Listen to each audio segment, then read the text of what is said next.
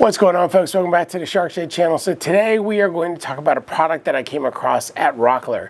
So most of you are familiar with biscuits. Many of you are familiar with the Festool Domino, and then there's also the joinery that it kind of mimics both of those, which would be known as a mortise and tenon. So for my project that I did a while ago where I built my doors for my office, I did mortise and tenon.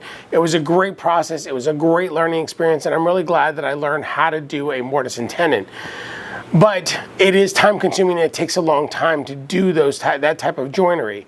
So the other option would be for me to use biscuits, which I have a biscuit cutter, I have the biscuits, but that's not really meant to be structural. It's really meant to be something that actually aligns the wood so that it's nice and straight, and then it creates a nice flat surface that then you can actually finish and makes it a little bit simpler. But for the purposes of what I'm going to be doing for this project that I'm working on, that we're not going to spend a whole lot of time talking about today because it'll be a different video, but I needed something that would actually give me that alignment, but I also wanted to do something that was like a mortise and tenon that would hold together. So one of the options was to do a domino, which is to get I've got a friend of mine that he's got a Festool Domino joiner machine, and I could borrow that and use it, or I can go out and buy one, but they are expensive. They're about $1,000 each. And then the other day I got an email from Rockler, and Rockler actually was advertising this beadlock system, and I thought it was pretty cool looking. So what it does is it almost works like a domino, so it creates a space for you to actually do these beads, and I think that's why they call it that. And then this jig actually cuts out the hole in the wood for you to be able to actually put these in. So you get the benefit of having something that is like a mortise and tenon. You have the alignment factor of the biscuit, but then you also have the little bit more strength of a mortise and tenon or a domino without the cost. So this thing cost me around $100, and I can put it right here and show you like how much it actually costs. It wasn't very expensive compared to a domino. Definitely more expensive than buying biscuits, even though a biscuit cutter would be probably about the same amount of cost, actually, now that I think about it. But I thought this is really ingenious, and it gives me the size and strength of a domino without having to spend all that money. So I'm going to show you guys how to use it. I wanted to show you guys how this works because I think it's pretty ingenious. And then we're going to actually use it for this particular project that I'm working on. This project, to just give you a preview of it, is an 8-foot long table that's going to be about 18 inches deep. It's for a client of mine. They wanted something that was like a bar height so that they could actually stand up. They're chiropractors and physical therapists, and they want to be able to stand while they're working on their workstation. And so I'm building this for them. And I needed something to actually put the boards together. I've got 3 8-foot long boards. They're 1.5 inches thick, and they are also made out of solid cherry. Now, when you talk about gluing things like that together and you're putting those boards together, as long as the striations of the boards are actually lined up this way, glue is actually really strong. In fact, it's probably plenty strong enough. But what you're going to get is, unless you have a really good clamping system, is that they will slide side to side, which is where the biscuit would come in. Biscuit would give you that alignment. It would keep it from moving, and then you can actually glue everything together. With a domino, you're getting the alignment of the biscuit, but you're also getting a little bit more strength of that mortise and tenon type joint. And then this is going to give us that same exact feel, which is why I really like it. So like I said, glue is probably plenty strong enough. If I was gluing something like this together, that's not going to be strong enough with glue, but as long as you're putting it side by side and the striations and the fibers of the board are going and they're parallel, then glue will probably be strong enough, but you're not going to get that alignment, which is why I wanted to use something like this. Like I said, I could have borrowed my buddy's Festool Domino, but I wanted to try something different, and I really thought this was pretty cool, and for the price, it was worth at least trying. So, with all that being said, I wanted to go ahead and do this on camera and show you how it works, and then we can go from there. So let's try it out. So if you were going to use a biscuit joiner, the first thing that you would always want to do is you'd want to figure out your boards, put them as close together as you can, and make sure that they are lined up in the exact same way that you want them to be. So since you're going to go with these 2 boards here, the biscuit needs to line up. So what I would typically do is I would take a straight edge. I've got everything lined up pretty well here.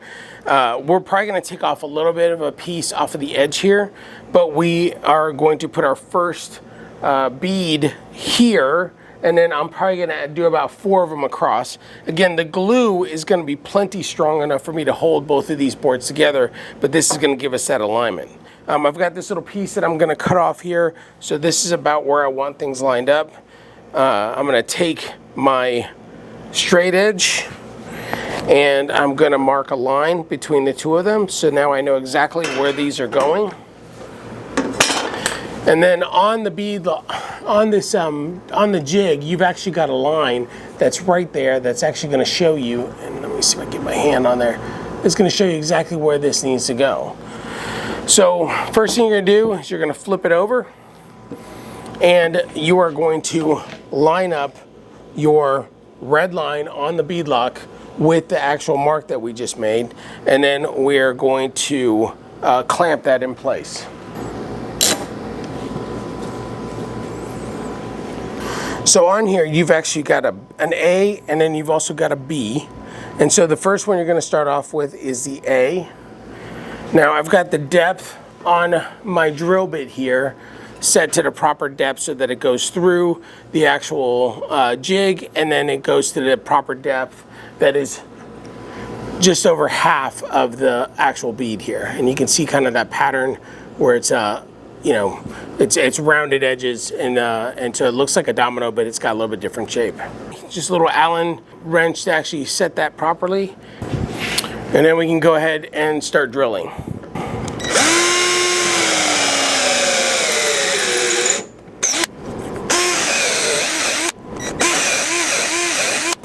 So once you do the first set of holes, then you loosen this and you're gonna slide it over to B, retighten it on both sides. And then this time, instead of doing all 3 holes, we're just gonna do the 2.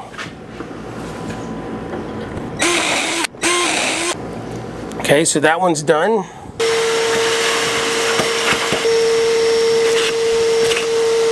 All right, so we did the first one. Now we are going to do the second one.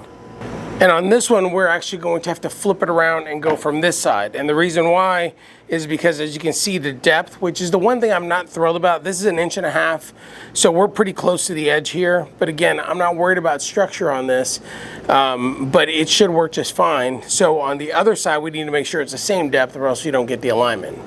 So we're gonna do the exact same thing, make sure that the line is set up properly on there.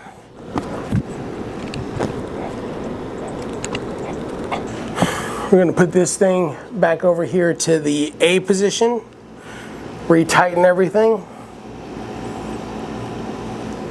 and we'll do our 3 holes again.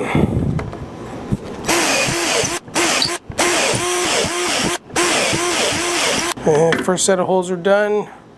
Slide it over for B, tighten it back up, and then do our B holes. And then we can loosen this back up.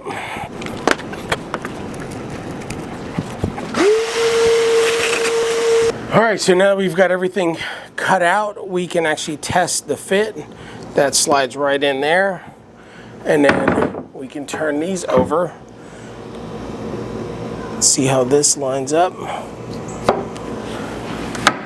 And I probably didn't line it up very well, but the one thing you can see is that it is flush. Now, again, these aren't lined up perfectly, but from a flush standpoint, which is what we want to make sure that it's not like off at all. We want to make sure that they're nice and tight.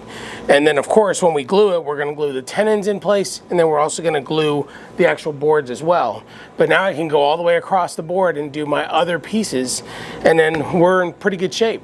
So that's pretty much it. I mean, what do I think of this? I think it's great. I mean, I think this works out perfectly. It's about the same structure as a domino at a fraction of the cost. This is about 1/10 of the cost of me buying the machine and everything else. The other nice thing about these is you can buy these pre-made, but they also sell a router bit, and you can just take your stock piece of wood and then cut your own if you want to. These come in various sizes. I bought a 3/8 inch size. You can do a 1/4 inch, you can do a 1/2 inch, so they have various sizes. It also comes with a pretty cool carrying case that allows you to put all these different pieces together inside of that carrying case. So I mean, do I think this is as good as a domino?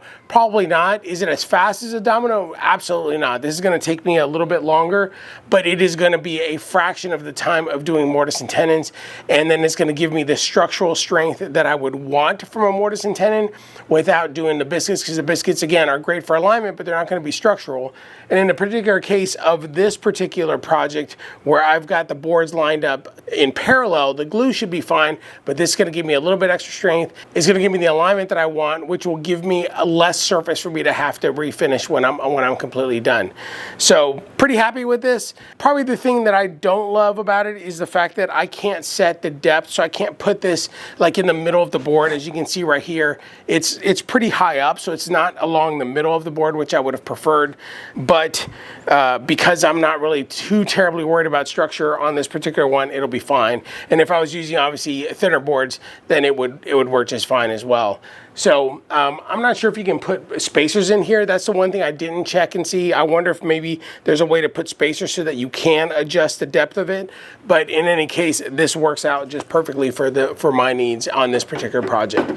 So hopefully you guys found that pretty fascinating or helpful, at least if you're looking at something that's a little bit less expensive than a domino joiner. And it'll also be something that's gonna give you a little bit more strength than a biscuit. And it's going to create a lot less work than actually trying to cut mortise and tenons yourself. So anyway, I hope you guys have enjoyed this video. And if you have, I would really appreciate it if you would like this video. And if I've earned your subscription, I would really appreciate it if you subscribe to the channel as well. And if you want to be notified of future videos, go ahead and hit that bell. But with that, I hope you guys stick around and see the next project. This project will probably be my next video, which is this table. I'm really excited about building this for my clients. I think this is going to be a really neat project for them. And so I'll be starting that next. So with that, I hope you guys have a blessed week, and we will see you on the next one. Have a great week, everybody.